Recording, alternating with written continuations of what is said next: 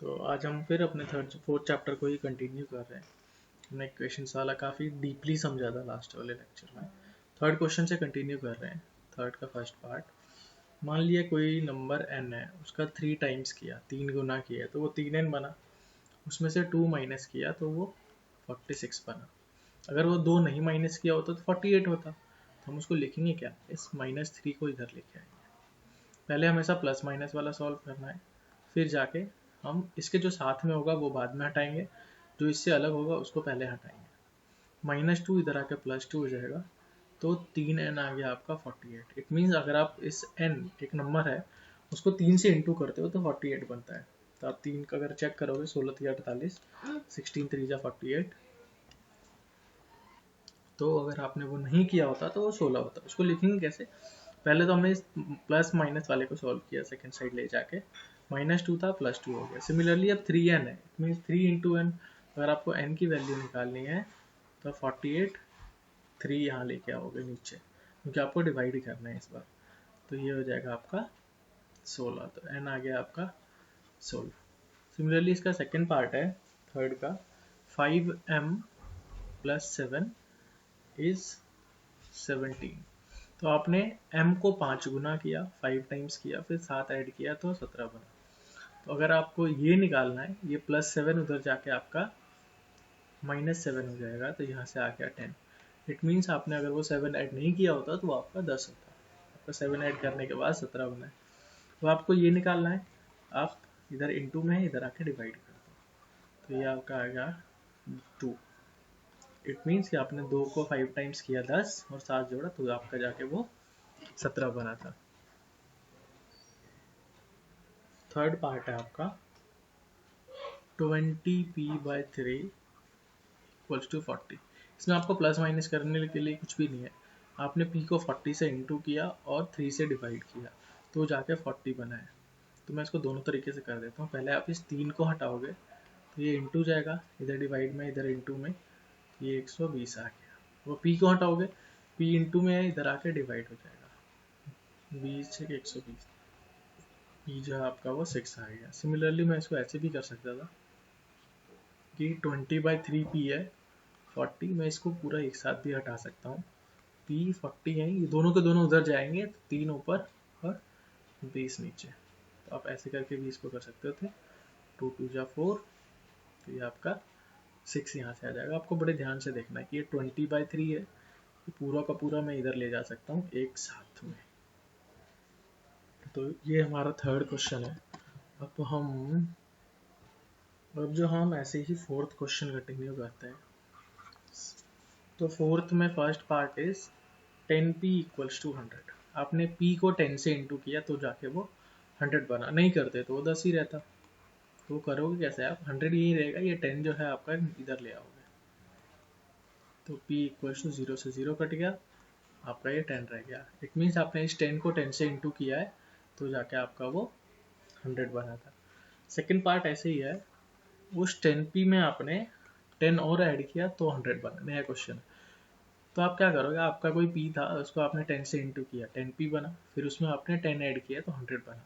अगर आप वो 10 ऐड नहीं करते तो हम इसको पहले उधर ले जाएंगे, तो ये 100 में से 10 माइनस हो जाएगा, ये 90 बचेगा। इट मीन्स अगर आप वो 10 ऐड नहीं करते तो 90 ही होता। अब आपको क्या करना है, 10 से आपने उसको इंटू किया तो 90 बना है, नहीं करते इंटू, इस 10 को नीचे लाओगे तो ये डिवाइड हो जाएगा। तो इसको हमने क्या किया है, पहले हमने इसको 10 प्लस में था, इधर जाकर माइनस किया, 90 आया, ये इंटू में था, इसको लाके डिवाइड कर दिया, तो ये जो है हमारा वो इससे पूरा का पूरा डिवाइड हो गया। Third part is p/4 = 5। p/4 = 5। p का आंसर निकालना है, इसको हटाएंगे, पहले आइडेंटिफाई कर लो कि हटाना है किसको। 5 में भी कोई दिक्कत नहीं है, वो दूसरी साइड है। ये 4 इधर डिवाइड में है, इधर आके इंटू में हो जाएगा, तो ये जो है आपका p आ गया है 20। फोर्थ ऐसे ही है, -p/3 = 5। इसको हम कई तरीके से कर सकते हैं। पहले हम 3 को हटाते हैं, तो ये आपका हो जाएगा इधर जाके ऐसे हो जाएगा, तो -p बराबर आ गया 15। अब क्या कर सकते हो लास्ट में, कभी भी अगर एकदम लास्ट में जाकर आपका माइनस रह जाए किसी variable X Y Z A B C के साथ, तो वो माइनस आप दूसरी तरफ लगा सकते हो। अगर वो ऐसे होता तो आप डायरेक्टली माइनस माइनस काट देते, आपका पी 15 हो जाता। और आप इसको ऐसे भी समझ सकते हो कि एक तरफ से हमने दोनों तरफ -1 से इंटू किया है, बट वो चीज़ अभी आप ना ही रखो माइंड में कि ये -1 से इंटू करने का क्या लॉजिक है, otherwise you will get confuse, आप कंफ्यूज हो जाओगे। नाउ नेक्स्ट पार्ट इज ई, वो आपका कहता है 3p/4 इज 6। तो आप p यहीं रहने दो, इस 3/4 दोनों को एक साथ भी ले जा सकते हो आप, इधर आके वो 4/3 हो जाएगा, ये इंटू हो जाएगा, 8 आ गया। और आप इसको ऐसे भी कर सकते थे, आप पहले इसको ले जाओ, 4 को इधर डिवाइड में है, यहाँ डिवाइड में था, इधर इंटू हो गया। अब p को हटाना है, आप इसको नीचे ले आओ, ये आपका ऐसे करके भी सॉल्व हो जाएगा। अब आते हैं इसके हमारे कुछ और पार्ट्स बचे हैं। एफ पार्ट जो है वो काफ़ी इजी सा है, 3s = -9 को s और 3 में इंटू का रिलेशन है, तो आप इधर लाके इसको डिवाइड कर दो, तो 3 3 9, ये आपका -3 रह गया। सिमिलरली आपका जो है g पार्ट है, अब वो है 3s + 12 = 0। तो आपने किसी s को 3 से पहले इंटू किया है, फिर उसमें 12 ऐड किया है, तो जाके आंसर 0 आ गया। तो अगर आप नहीं करते तो पहले हम 12 को हटाएंगे, 0 - 12 आपका -12 ही रह जाएगा। सिर्फ 0 हट जाता है, ये नहीं कि आपको साइन नहीं चेंज करना है, 0 + 12 हो, 0 - 12 हो, अब 0 हटा के उसको एज इट इज लिख दो। अब आपको 3 हटाना है, ये ऐसे ही रहेगा, ये इंटू में है, इधर आके डिवाइड में हो जाएगा, तो ये आपका -4 आ गया, s = -4। h वाला पार्ट है, वो है आपका 3s = 0। आपको s की वैल्यू निकालनी है, 3 आप इधर ऊपर है, इधर नीचे ले आओ, s आपका 0 आ गया। आप किसी को भी 0 से डिवाइड करोगे तो वो आपका, सॉरी 3 से डिवाइड, 0 में 3 से डिवाइड करोगे या 0 में किसी से भी डिवाइड करोगे तो वो आपका वही रहेगा। Next is 2q = 6। आपने q को 2 से इंटू किया तो आपका 6 आया है, आप नहीं करते तो वो इधर इंटू है, इधर डिवाइड हो जाएगा, तो वो आपका जो है 3 होता, अगर आपने उसको 2 से इंटू नहीं किया होता तो। Next is j, that is 2q - 6 = 0। हम क्या करेंगे, पहले इस 6 को उधर ले जाएंगे, 0 + 6, 2q आ गया 6।